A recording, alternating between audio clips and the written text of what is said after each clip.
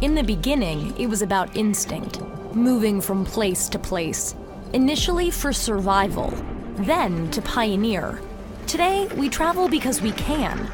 On vacation to business meetings, from point A to point B isn't just a car ride. It's a train, it's a plane, and soon even a space flight away. But what about efficiency? There's a gap between imagination and actualization.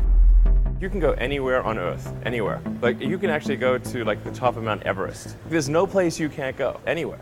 So I think we've explored the boundaries, at least the physical boundaries of Earth, quite thoroughly. You're describing how we can go anywhere on Earth now, but the methods with which we use to get there, do you think they're efficient?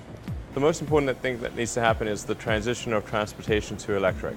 The ideal long-distance transportation mechanism is a supersonic vertical takeoff and landing electric jet.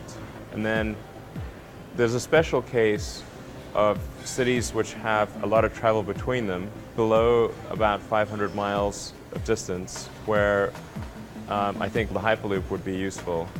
It is a special case solution, because once the distances get long, then the amount of time that an aircraft takes to ascend and land, which is most of what it does in a 500-mile trip, that percentage declines, and then it's better to just use aircraft. I know that there are various companies that are trying to create the Hyperloop, and honestly, I think it's a lot easier than people think.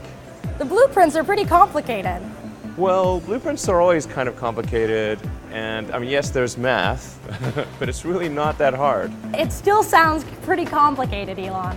It's like a tube with an air hockey table. It's just a low-pressure tube with a pod in it that runs on air bearings, on air skis, with an air compressor on the front that's taking the high-pressure air buildup on the nose and pumping it through the air skis.